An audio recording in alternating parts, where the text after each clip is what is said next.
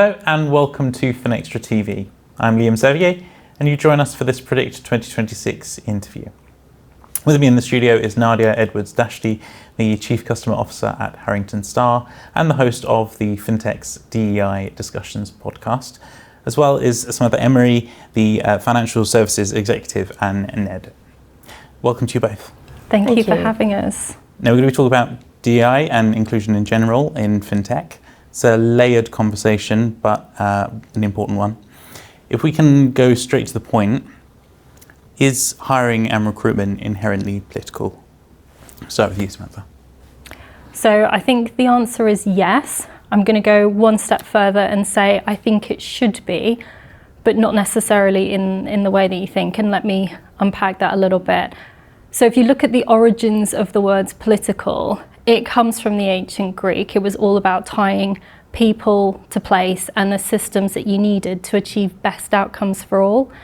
I think what we've lost over the centuries, over the millennia, is that notion of best outcomes for all. It's almost today seen as a pejorative, best outcomes for some, arguably often those in power, those in the majority groupings.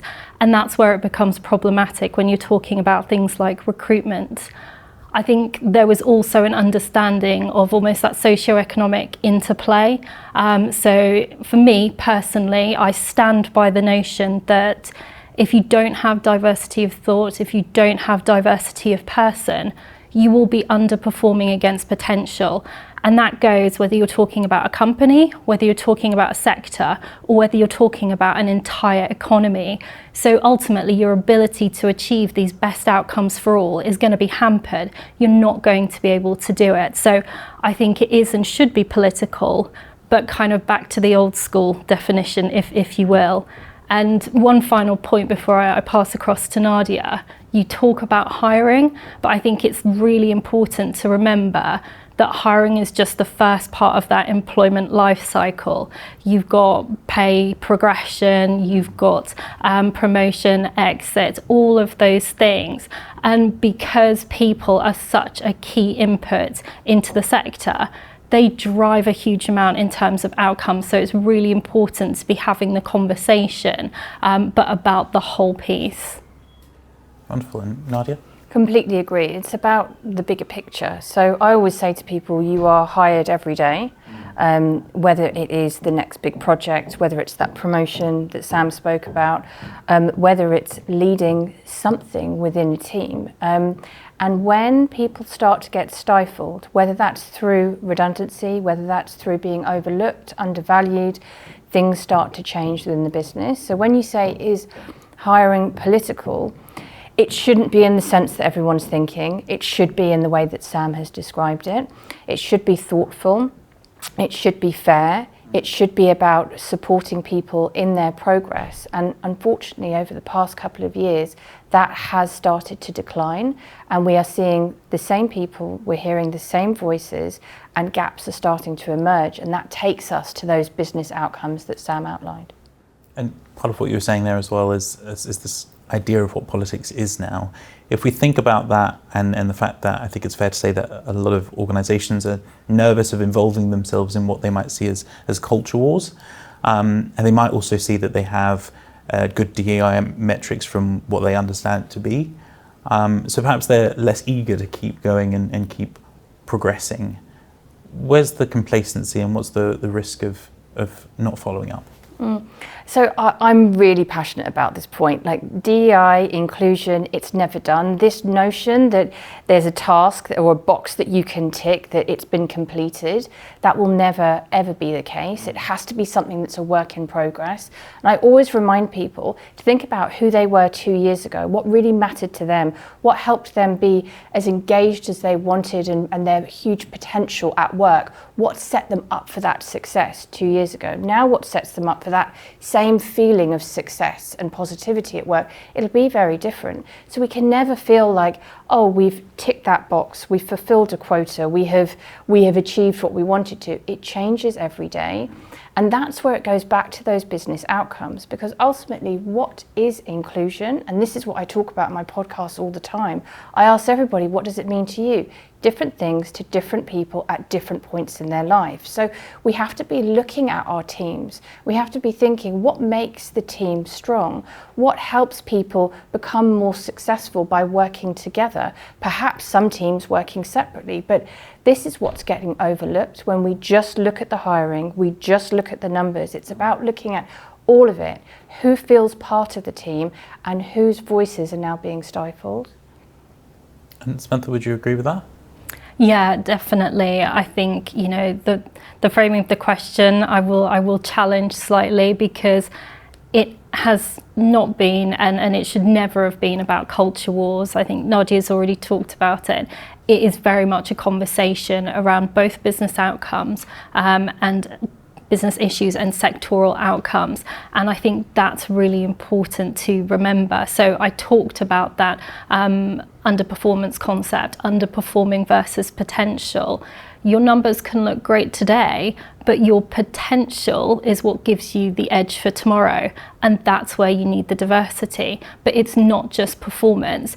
It's also, without the diversity, your risk profile in your business is increasing, because, like it or not, there are practical implications of cultural homogeneity, whether it's how your governance functions and what you get out of it, to the products that you're able to design and put out to market, your ability to serve to the consumer population at large, and ultimately achieve positive impact in the sector, again, is not going to be as well prepared as those who are engaging in this thoughtfully, as Nadia's already talked to.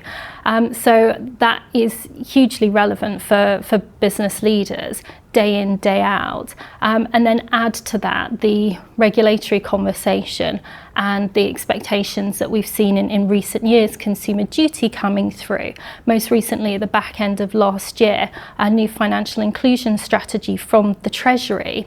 Again, if we're lacking in that diversity, we are going to struggle to meet the expectations. We're going to be both culturally and structurally unprepared to deliver. So if you talk to me about what is the risk of complacency, it's multi-part, but you're talking about business sustainability, you're talking about risk management, and you're talking about positive sectoral impact. And I'm not aware that any of that is optional. So it's a huge risk. And we've heard a little bit about the context and the risks. Why is it important today to keep this conversation in, perhaps to bump up the speed a bit? And I agree with the bumping up the speed a bit. Like, first of all, we need to acknowledge the situation we're in. We have fallen backwards when it comes to anything to do with diversity and inclusion within the sector. We know that there's been lots of economic challenges, there's been political challenges. I'm a recruiter of 22 years, so I'm always going to make this connection. Very interestingly, we were moving forward as an industry for DEI, for inclusion, for diversity, when there was a talent shortage. Companies were looking at their people and asking them, what do you want? How do I retain you? How do I support you?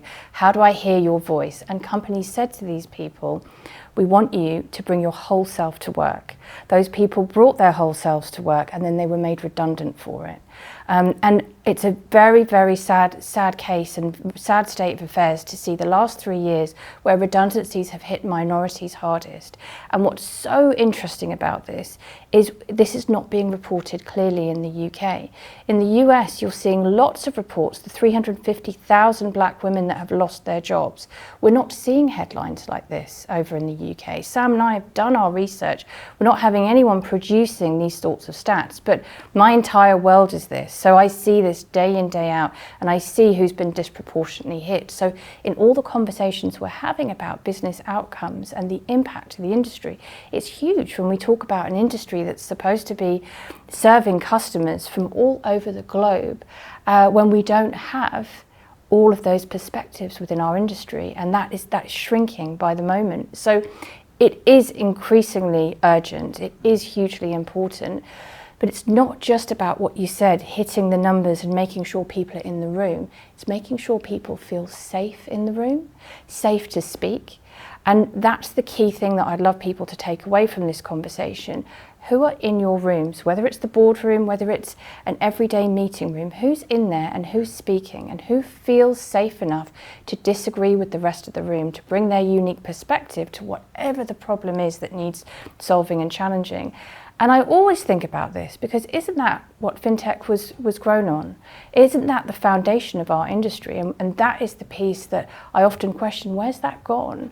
How have we gone all the way back to groupthink? How can we bring positive debate? And I say positive debate because I think that's also positive challenge, saying what about this point of view? Where are our gaps? What have we missed? I think that's what links it all back to the urgency for the entire industry. And Samantha, do you think that changes at all from a non-recruitment perspective?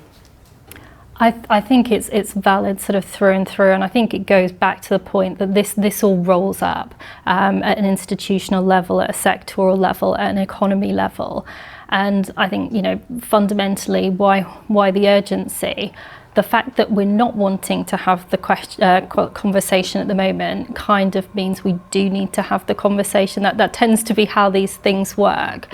And I think for me, Nadia's sort of touched on it briefly, what she's seen, not just in the recruitment landscape, but I've seen it beyond that in terms of some of the behaviours and the practices that we're seeing coming through.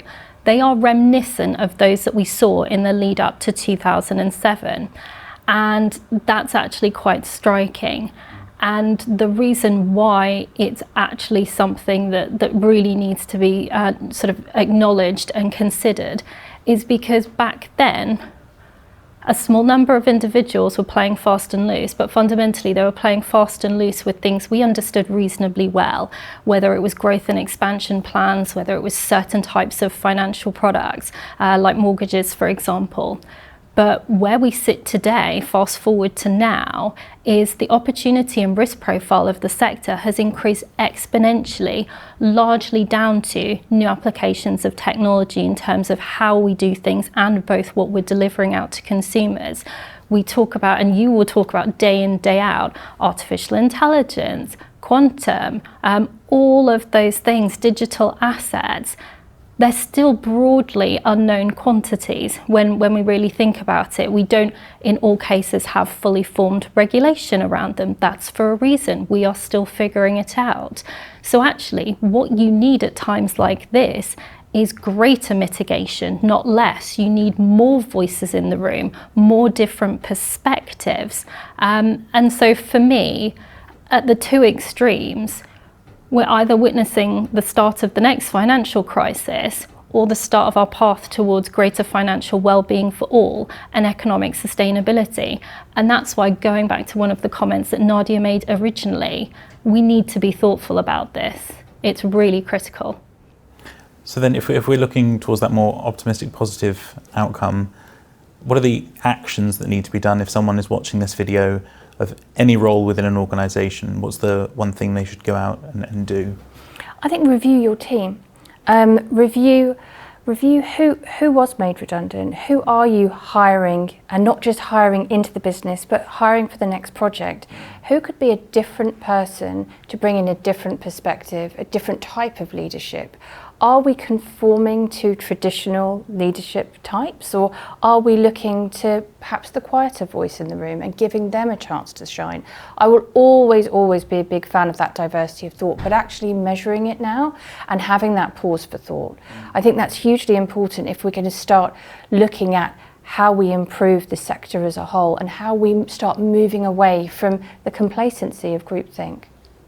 Samantha, would you add anything to that?